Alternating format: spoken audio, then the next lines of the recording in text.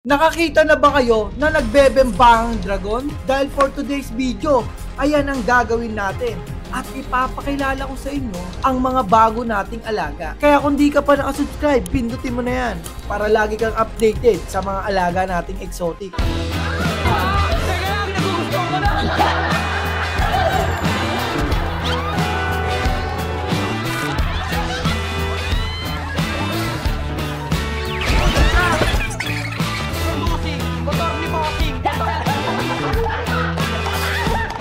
So yun guys, welcome back to my vlog. Pasensya na kayo, ngayon lang ulit tayo na-upload dito sa ating YouTube channel dahil na-busy tayo sa iba't ibang platform katulad ni Facebook, Instagram, tsaka TikTok. Dahil umaabot tayo ng mga million views dyan tayo napapokus at napabayaan natin tong YouTube channel natin. Sorry akin, pero ngayon babawi ako at ngayong araw nga pala ay susubukan natin i-breed si Roxy dahil meron siyang manliligaw na nandito na sa bahay natin. At eto siya. Ayan. Nakikita na niya si Roxy. Nakikita na niya kaya hindi siya mapakali. So, bukod dyan, meron na rin tayong mga bagong alaga. Eto, meron tayong gecko. Natutulog pa. At dito, meron na rin tayong tarantula dyang malaki. Ayan, kung nakikita nyo. Ayan o, nakita nyo yung paa. Yung design ng enklo niya ay parang haunted house. Ayan kung mapapansin nyo. Merong mga bungo sa dulo at may mga puno. Itong puno na to, lalagyan ko pa yun ng tali na parang merong nagbigti. Tapos ito, parang itong libingan. At dito naman sa ilalim ay super warm natin, mga pagkain nila. Ito naman yung ating female. Ayun, kitang-kita nyo, napakalaki na. Dati, sobrang ganito pa yung alaga pa natin yan. Meron tayong mga picture nyan. Ayan. One liit pa, pero ang laki na oh. At dito, nag-iisip ako kung anong pwedeng ilagay dito. Bala ko ahas. O kahit ano. Pwede kayo mag-suggest, mag-comment lang kayo. Dito, GBB pa din. At eto nga pala, 6 months ago, yung nakawalan natin tarantula sa bahay, nakita na natin, nandito, nahuli na natin, at maliit pa din siya. Ayun o, hindi siya lumaki dahil ito yung mga kasama niya. Sobrang laki na, mapapansin nyo, ayun. Ayun yung mga kapatid niya eh. So, napag-iwanan siya dahil nandito lang siya sa bahay, hindi siya nakakain na maayos. And ito naman yung ating aquarium na merong crocodile skink. Ayun o. Meron na rin yung mga isda. Mami, ano masabi mo? Dumadami na yung alaga ko. Puro ka bili lang ganyan, bumili ka ng brief mo. So, tara, i-breed na natin tong male na to kay Roxy. At tingnan natin kung magsa-successful yung kanilang pagtatalik.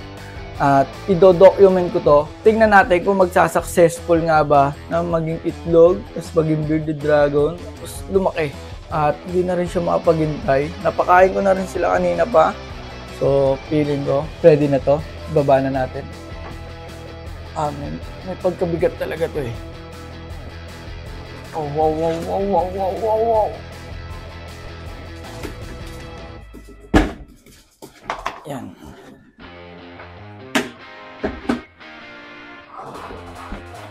Ito kasi si Roxy ay gala lang sa aming bahay. Hindi ko yung kinukulong. At tingnan natin kung magkaagustuhan sila.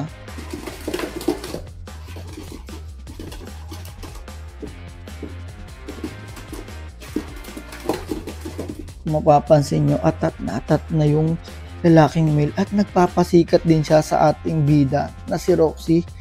At si Roxy ay kumakaway. Tingnan natin si Roxy kung paano magpasikat sa kanyang manliligaw. Bilong kumuyo. First time ko makakita ng ganito. At shoutout nga pala sa may-ari ng male na yan. Ayan ang kanyang page. Uy, umalis! Umalis! Parang nagpapahabol. So, inaatat ko muna to. Hindi ko muna sila pinagtatalik. Para paglabas ng male, bakbakan agad. Parang kinakaryo na agad. Ganun yung gusto ko eh. Tapos, siyempre, i-spatter natin sila para mag-lock. Ayun yung dapat goal natin na mag-lock yung ano nila, parang aso. So, sana magtagumpay. Ay, si Roxy, lalabas. Dito. Ilang sandali lang, kinuha ko na rin itong mail sa kanya enclosure. Wow.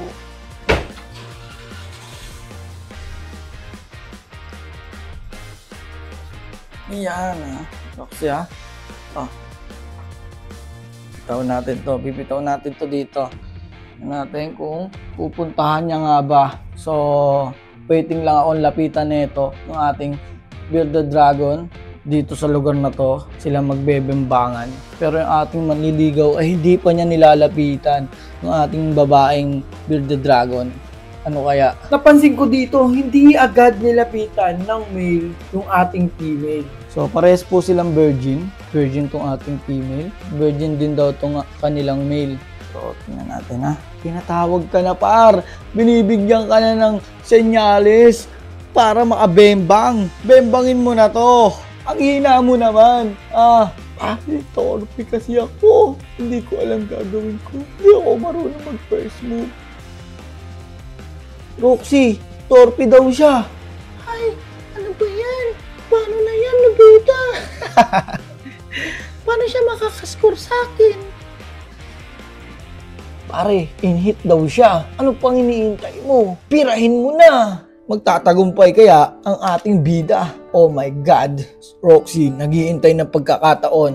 Ang ating bida, torpe pa din hanggang ngayon. Ayan, nilalapit natin siya. Feeling ko, hindi pa talaga sila ready magbembangan. Kaya kahit anong gawin natin, walang nagpe-first move. Wala! Nakakalungkot lang, no? Bakit ganon? Sa mga may alagang bearded dragon dyan, bakit ayaw niya pa bembangin?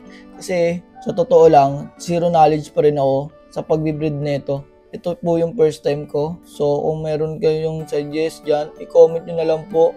At promise, pag-aaralan ko yan mabuti. Bumalik tayo sa laban ng mga malalakas. Ano ba?